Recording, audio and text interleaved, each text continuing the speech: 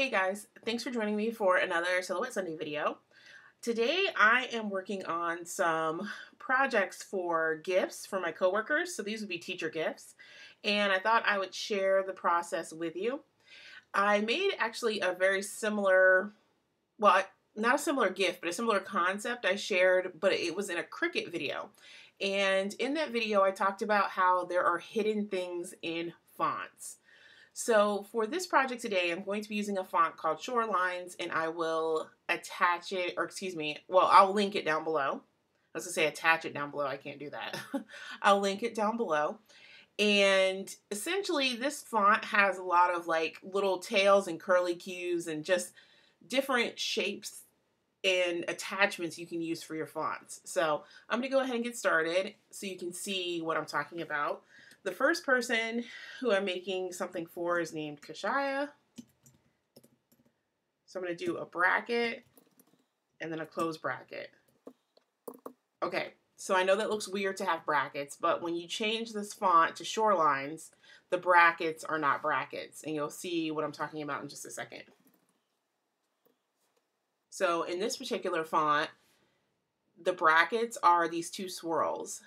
So I'm going to go ahead and fix this by clicking on it and clicking ungroup. So that was a right click. And I'm going to go ahead and put these things where they roughly go. So I'm going to zoom in so it's a little easier to see. And that looks pretty good. So I'm going to go ahead and select everything by drawing a box around it and then clicking weld. Now, right away, I can see there's a bunch of little random things there. So I'm going to go ahead and drag this down, drag that, and delete this. Otherwise, you'll get a bunch of random nicks in whatever you're cutting. And for my project, I'm going to go ahead and size this down quite a bit. But one of the things I noticed is I have two more random little dots. So I'm going to go ahead and draw a box up here to get rid of those two. So I'm going to cut this out and put it on transfer material, and you guys will get to see what the final product looks like. I forgot to mention this before, but be sure to read the directions on whatever transfer material you are using. Some materials do ask for you to mirror or flip the image over before you cut it out. But anyways, here's a look at the item that I'm actually going to be ironing the name onto. And this little zipper pouch is actually just from the dollar store. So here's the image actually all cut out, and I'm going to go through and weed out all of the little pieces that I don't need.